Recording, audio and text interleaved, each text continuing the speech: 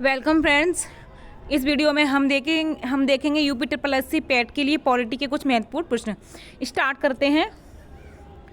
पहला प्रश्न है, जब कोई राज्य राष्ट्रपति शासन के अंतर्गत होता है तब उस राज्य का बजट कौन पारित करता है?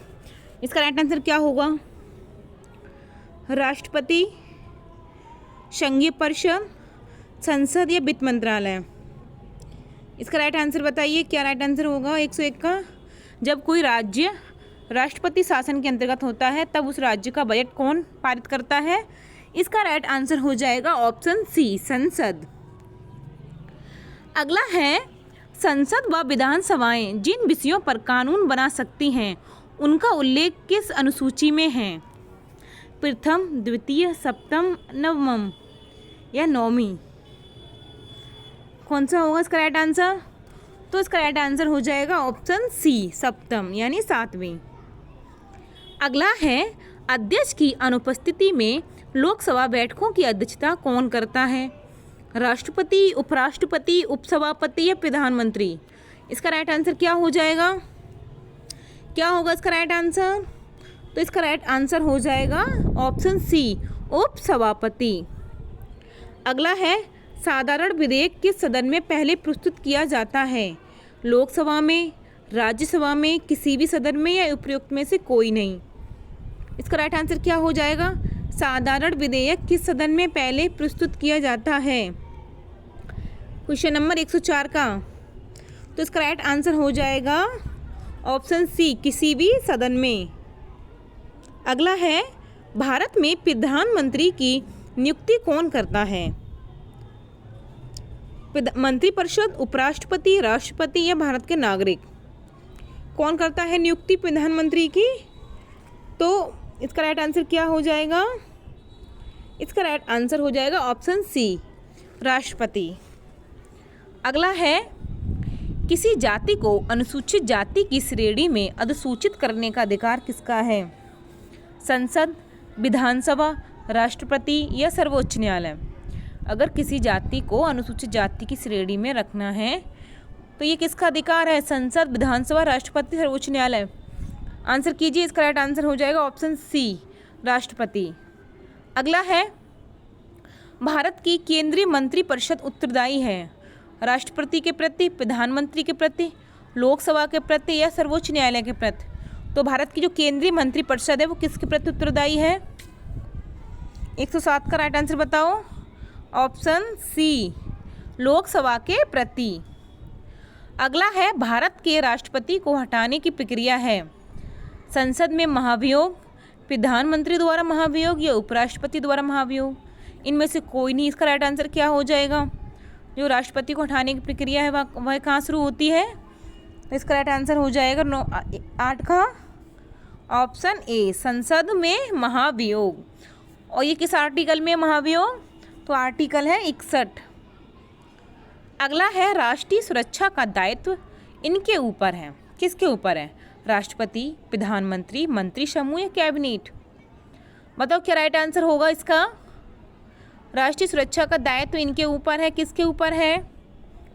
109 का कौन सा राइट आंसर होगा? तो इसका राइट आंसर हो जाएगा ऑप्शन ए, राष्ट्रपति। अगला है, भारत का उपराष्ट्रपति निर्वाचित होने का पात्र तभी होगा जब वह भारत का नागरिक हो, या 35 वर्ष की आयु पूरी कर चुका हो, या राज्यसभा का सदस्य निर्वाचित होने के लिए अहल हो, या उपयुक्त सभी शर्तें? बताओ इसका राइट आंसर क्या हो जाएगा 110 का? तो 110 का राइट आंसर क्या हो जाएगा? इसका राइट आंसर हो जाएगा ऑप्शन डी, उक्त सभी शर्तें। अगला है, भारत के संविधान के अनुच्छेद 54 के अनुसार राष्ट्रपति का निर्वाचन के ऐसे निर्वाचक गण के सदस्य करेंगे जिनमें कौन कौन आता है? संसद के दोनों सदनों के निर्वाचित सदस्य होंगे। ऑप्शन बी, राज्यों के विधानसभाओं के निर्वाचित सदस्य होंगे। या केवल ए में उल्लेखित सदस्य, ए और बी दोनों उल्लेखित सदस्य? इसका राइट आंसर क्या हो जाएगा? 111 का राइट आंसर क्या हो जाएगा? तो इसका राइट आंसर हो जाएगा ऑप्शन डी, ए और बी दोनों में उल्लेखित सदस्य। यानी राष्ट्रपति के निर्वाचक गण में कौन कौन सदस्य होते हैं? तो दोनों सदनों के निर्वाचित सदस्य होते हैं और विधानसभाओं के निर्वाचित सदस्य होते हैं। अगला है, निम्न में से क्या सही नहीं है। इसमें पूछा है क्या सही नहीं है, तो क्या सही नहीं है बताओ। राष्ट्रपति अन्य कोई लाभ का पद धारण नहीं करेगा, या ऑप्शन बी, राष्ट्रपति की उपलब्धियां एवं भत्ते उसकी पदावधि के दौरान कम नहीं किए जाएंगे, या राष्ट्रपति बिना किराए दिए अपने शासकीय निवासों के उपयोग का हकदार होगा, या ऑप्शन डी, राष्ट्रपति को अपने कार्यकाल तक किसी भी दशा में हटाया नहीं जा सकेगा। 112 का गलत कौन सा है, तो 112 का जो गलत हो जाएगा वो हो जाएगा ऑप्शन डी, यानी राष्ट्रपति को अपने कार्यकाल तक किसी भी दशा में हटाया नहीं जा सकेगा, ये गलत है, हटाया जा सकता है। अगला है, ये रिपीट हो गया, इसका भी ऑप्शन क्या हो जाएगा, डी। अगला है, निम्नलिखित में से किसे लोकसभा की कार्यवाही में विशिष्ट निमंत्रण कर भाग लेने का अधिकार है। महालेखा परीक्षक, महान्यायवादी, या सॉलिसिटर जनरल, या लोकसभा के सचिव। क्या आंसर हो जाएगा इसका राइट, आप लोग आंसर करिए, 113 का क्या राइट आंसर होगा, तो इसका राइट आंसर हो जाएगा ऑप्शन बी, महान्यायवादी। अगला है, भारत की समस्त सेनाओं का सर्वोच्च सेनापति होता है। कौन होता है ये समस्त सेनाओं का सर्वोच्च सेनापति, राष्ट्रपति, प्रधानमंत्री, रक्षा मंत्री, उपराष्ट्रपति। तो 114 का क्या सही हो जाएगा, 114 का राइट आंसर हो जाएगा राष्ट्रपति। ठीक है, भारत की समस्त सेनाओं का सर्वोच्च सेनापति कौन होता है, राष्ट्रपति। अगला है, लोकसभा में सर्वाधिक प्रतिनिधि निम्नलिखित में से किस राज्य से हैं। तो ये सब लोग जानते ही होंगे, लोकसभा में सर्वाधिक प्रतिनिधि किस राज्य से हैं, बिहार, महाराष्ट्र, उत्तर प्रदेश या मध्य प्रदेश। तो 115 का क्या राइट आंसर हो जाएगा, इसका राइट आंसर हो जाएगा ऑप्शन बी, यानी उत्तर प्रदेश से लोकसभा में सर्वाधिक प्रतिनिधि हैं। अगला है, पहली बार लोकसभा को निम्नलिखित में से किस प्रधानमंत्री ने भंग किया था। बताइए, किसने पहली बार लोकसभा को भंग किया था, बीपी सिंह, राजीव गांधी, चंद्रशेखर या इंदिरा गांधी। फटाफट से आंसर करिए, तो इसका राइट आंसर हो जाएगा ऑप्शन डी, इंदिरा गांधी। अगला है, राज्यसभा के बारे में निम्नलिखित में से क्या सही नहीं है। इसमें सही नहीं पूछा है, तो क्या सही नहीं है, राज्यसभा के नामित सदस्य राष्ट्रपति का चुनाव करते हैं, संसद का उच्च सदन कहलाता है, वित्त विधेयक राज्यसभा में पहले प्रस्तुत नहीं होते, या उपराष्ट्रपति राज्यसभा का पदेन अध्यक्ष होता है। इसमें गलत क्या है बताऊँ आप लोग, इसमें गलत क्या है, तो इसमें गलत है ऑप्शन ए, राज्यसभा के नामित सदस्य राष्ट्रपति का चुनाव करते हैं, तो ये गलत है। ठीक है, ये गलत है।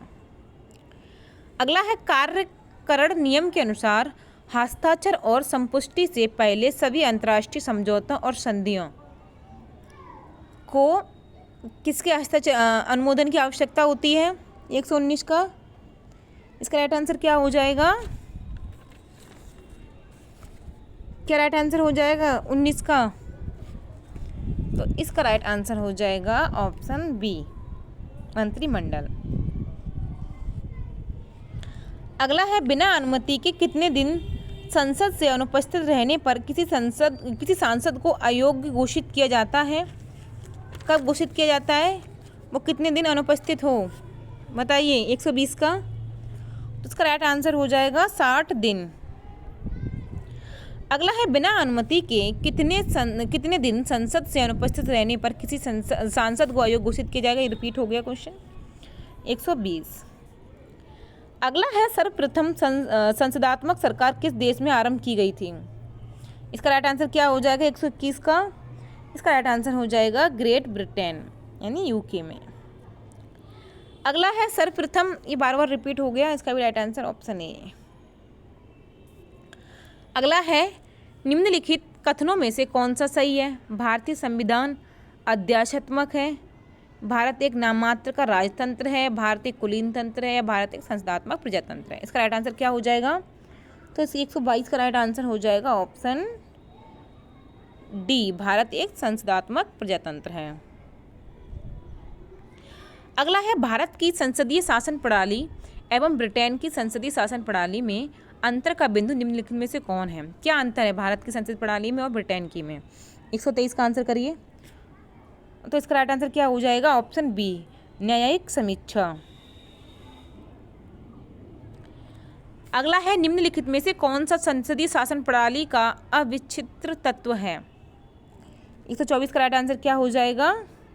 ऑप्शन बी, कार्यपालिका और विधायिका का संयोजन। आप लोग आंसर करते रहिए। 125 वाला क्वेश्चन है, इसका आंसर बताइए आप लोग। संसदीय शासन प्रणाली का जन्मदाता किसे माना जाता है? ब्रिटेन, अमेरिका, संयुक्त संघ या फ्रांस? तो संसदीय शासन प्रणाली का जन्मदाता किसे माना जाता है? 125 का राइट आंसर बताओ। इसका राइट आंसर हो जाएगा ऑप्शन ए, ब्रिटेन। अगला है संसदीय शासन का मूल सिद्धांत है। 126 का बताओ। संसदीय शासन का मूल सिद्धांत है, तो इसका राइट आंसर क्या हो जाएगा? ऑप्शन ए, व्यवस्थापिका तथा कार्यपालिका के मध्य एकीकरण। अगला है संसदीय सरकार में मंत्रिमंडल उत्तरदायी है, बताइए। मंत्रिपरिषद के प्रति, प्रधानमंत्री के प्रति, विधायिका के प्रति, राष्ट्रपति के प्रति? 127 का बताइए। इसका राइट आंसर क्या हो जाएगा? ऑप्शन सी, विधायिका के प्रति। संसदीय सरकार में मंत्रिमंडल उत्तरदायी है विधायिका के प्रति। अगला है संसदात्मक शासन व्यवस्था में क्या होता है, बताइए क्या होता है? 128 का इसका राइट आंसर हो जाएगा ऑप्शन डी, विधायिका का कार्यपालिका पर नियंत्रण होता है। अगला है संसदीय व्यवस्था में कैबिनेट उत्तरदायी होती है, बताइए। Option A, option B, option C, option D? क्या राइट आंसर होगा इसका? तो 129 का राइट आंसर हो जाएगा ऑप्शन डी। ऑप्शन डी, संसदीय व्यवस्था में कैबिनेट उत्तरदायी होती है विधायिका के प्रति। Option D. अगला है संसदीय शासन प्रणाली की सफलता के लिए आदर्श स्थिति है। 130 का आंसर करिए। तो इसकी क्या है? इसकी है ऑप्शन बी, द्विदलीय व्यवस्था का होना। अगला है निम्न में से कौन सा पद केवल संसदात्मक शासन प्रणाली में ही पाया जाता है? क्या पाया जाता है बताओ? 131 का क्या होगा? इसका 131 का राइट आंसर हो जाएगा प्रधानमंत्री। अगला है संसदात्मक शासन में वैधानिक संप्रभु कौन होता है? प्रधानमंत्री, संसद, राष्ट्रपति, सर्वोच्च न्यायालय? वैधानिक संप्रभु पूछा है यहाँ पे, बताओ इसका राइट आंसर क्या होगा? 132 का। तो वैधानिक संप्रभु कौन होता है? संसद। अगला है संसदीय सरकार गोपनीयता के सिद्धांत पर संचालित होती है, जिसका अभिप्राय है? क्या अभिप्राय है? क्या अभिप्राय है? तो इसका अभिप्राय है ऑप्शन बी, यानी कि मंत्रिमंडल के सदस्य मंत्रिपरिषद की कार्रवाई से संबंधित सूचना को उजागर नहीं कर सकते। अगला है संसदीय शासन प्रणाली की निम्न प्रमुख विशेषताएं होती हैं, क्या होती हैं? पढ़ लीजिए आप लोग, ऑप्शन पढ़ लो, ए, बी, सी, डी। क्या विशेषताएं होती हैं? 135 का आंसर करिए। तो उपयुक्त सभी विशेषताएं, इसका हो जाएगा उपयुक्त सभी। इसमें 2 प्रकार की कार्यपालिका पाई जाती है। सरकार का अध्यक्ष प्रधानमंत्री की नियुक्ति करता है और कार्यपालिका का अस्तित्व संसद पर आधारित होता है। ठीक है, ये संसदीय शासन प्रणाली की क्या होती हैं? विशेषताएं। अगला है राज्य और संसदीय सरकार को प्राधिकार प्राप्त होता है, कहाँ से? भारत के संविधान से, भारत के राष्ट्रपति से, भारत के प्रधानमंत्री से, भारत की संसद से? इसका राइट आंसर क्या हो जाएगा? तो 36 का। तो इसका राइट आंसर हो जाएगा ऑप्शन डी, भारत की संसद से। अगला है यदि भारत वर्तमान संसदीय व्यवस्था के स्थान पर अध्यक्षात्मक व्यवस्था को अपना लेता है तो क्या होगा? पढ़ लीजिए फटाफट से, बताओ option A, B, C, D?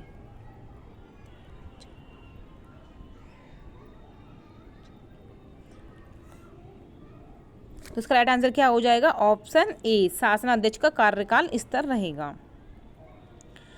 अगला है संसदीय शासन प्रणाली में मंत्रिपरिषद व्यवस्थापिका के माध्यम से उत्तरदायी होते हैं, किसके प्रति? राज्य के प्रति, जनता के प्रति, राष्ट्रपति के प्रति, सरकार के प्रति? क्या आंसर होगा इसका सही? 38 का। इसका राइट आंसर क्या हो जाएगा? ऑप्शन बी, जनता के प्रति। अगला है गणतंत्रीय अवधारणा से संबंधित निम्नांकित में से कौन सा एक नहीं है? 140 का आंसर करिए। तो कौन नहीं है? इसका राइट आंसर हो जाएगा ऑप्शन सी, सर्वोच्च शक्ति एक राजा के समान एक ही व्यक्ति में निहित हो। ये गणतंत्रीय अवधारणा में ये बात नहीं कही गई है। अगला है भारतीय संसद के अंग हैं, तो भारतीय संसद में क्या क्या आता है? तो भारतीय संसद में आता है ऑप्शन क्या हो जाएगा हमारा? डी, लोकसभा, राज्यसभा और राष्ट्रपति, इस तरीके से बनाते हैं हम लोग। राष्ट्रपति, लोकसभा, राज्यसभा।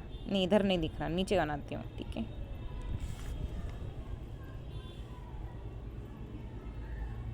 गलत हो गया।